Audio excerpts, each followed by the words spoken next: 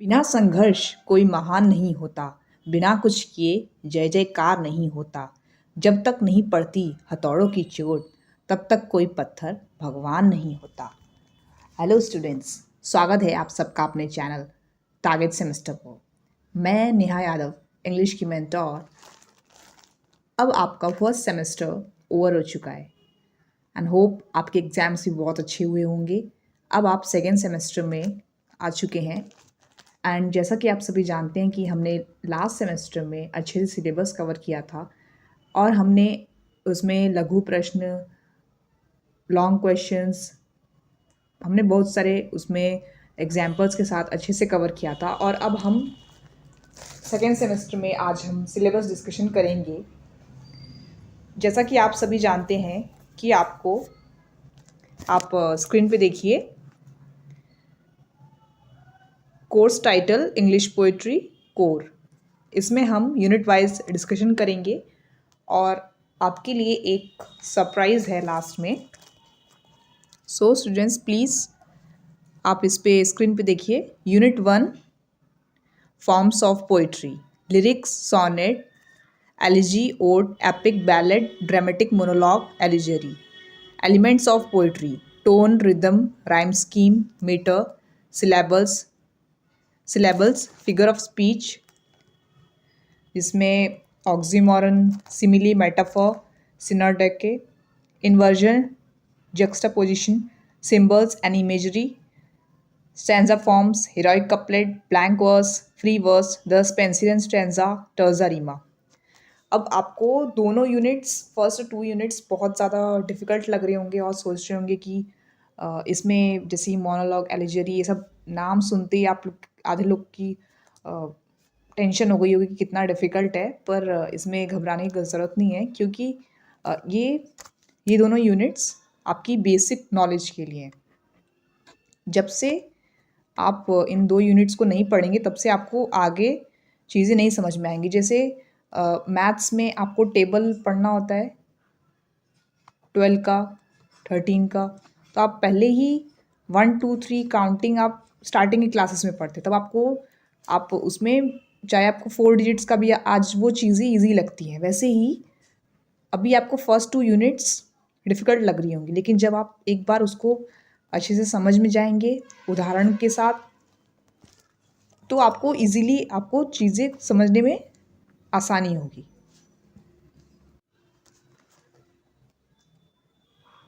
जिसमें इन दोनों यूनिट्स में से कुछ कुछ चीज़ें हमने लास्ट यूनिट में पढ़ी थी, जैसे सोनेट ओज़िमैंडियाज़ का था, ओके। और कुछ कुछ चीज़ें जैसे राइम स्कीम है, ये तो आप बचपन से सुनते आ रहे, ए बी सी। सिलेबल्स हो गया, फिगर ऑफ स्पीच अभी मैंने आपको बताया, एंड सिम्बल्स, इमेजरी, जैसे पोएम्स में कोई इमेजरी है उस पर्टिकुलर चीज़ की, तो वो सब चीज़ें आपको एकदम कोई भी घबराने की ज़रूरत नहीं है। आपको एक एक चीज़ एग्जाम्पल के साथ बताया जाएगा। Heroic couplet, blank verse, free verse, Spenserian stanza, terza rima. अब जैसे यहाँ एलिजी दिया है, ठीक है। फिर थर्ड यूनिट में आप पढ़ेंगे थॉमस ग्रे का elegy written in a country churchyard. तो आप देख सकते हैं कि कैसे एलिजी आपने स्टार्टिंग में पढ़ लिया तो आपका 50% काम यही हो गया। आपको एलिजी की इतनी डिटेल में नॉलेज मिलेगी कि आपको फिर जब आप थॉमस ग्रे की एलिजी पढ़ेंगे तो आपको ज़्यादा डिफ़िकल्टी नहीं होगी। उसी तरीके से यहाँ पे एसे ऑन मैन है, तो एपिस्टल सेकेंड लाइन्स 1 to 18 अभी सोच रहे होंगे कि ये क्या है, तो एपिस्टल सेकेंड लाइन्स 1 to 18 ही आपको पढ़ना है एसे ऑन मैन में। सोनेट नंबर 116, जिसमें हमने पेट्रियार्कन सोनेट पढ़ा था, उसके टाइप्स पढ़े थे। थर्ड यूनिट में आपको फर्स्ट विलियम शेक्सपियर की let me not to the marriage of true minds पढ़नी है, जिसमें सोनेट नंबर 116 हुआ है। जॉन डन की the sun rising, Alexander Pope की essay on man, Thomas Gray की elegy written in a country churchyard. Elegy basically एक शोक से भरी रचना होती है और हम इसको इन डिटेल में हर चीज़ को कवर करेंगे। और यहाँ पे देखिए ये आपका सरप्राइज़ है।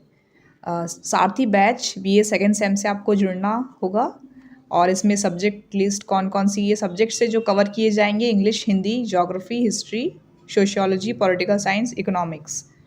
ठीक है, थ्योरी क्वेश्चंस होंगे, जो आपको विषय पढ़ाया जाएगा उसके सवाल होंगे।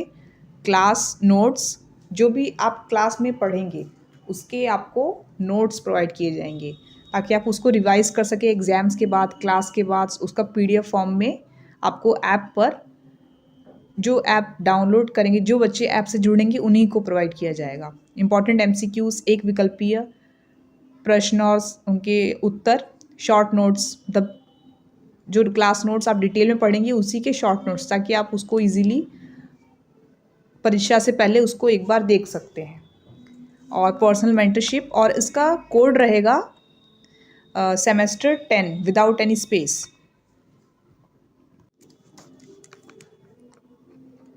सेमेस्टर 10 सेमेस्टर 10 डालेंगे तो आपको 10% ऑफ मिलेगा और ये ऑफर सिर्फ 30 जनवरी से पहले तक है। Okay, so unit 4, William Blake the tiger, William Wordsworth, daffodils, ode to a nightingale and John Keats ode to a nightingale. ये बेसिकली ये तीनों ही कविताएं हैं, the tiger, daffodils, ode to a nightingale. इसमें से आपने विलियम शेक्सपियर को बहुत बच्चों ने सुना ही होगा। और अब फर्स्ट सेम में आते आते विलियम ब्लेक, विलियम वर्ड्सवर्थ भी कई लोगों ने सुना होगा। जॉन कीट्स की भी हमने कॉम्पोजिशन पढ़ी है। जो नए नाम है वो हैं Philip Larkin, Wilfred Owen, D G Rossetti. ये कुछ नाम हैं जो न्यू है, पर जो बच्चे इंग्लिश की नॉवेल्स और वो सब पढ़ते हैं उनको ज़्यादा भी डिफ़िकल्टी नहीं होगी। पर अब सेकेंड सेम में हम हर बच्चे को इनकी कॉम्पोजिशन को, और आप हर बच्चे को एमसीक्यूज, लॉज क्वेश्चंस और शॉर्ट क्वेश्चंस, ये सब आप उसकी टेंशन मत लीजिए।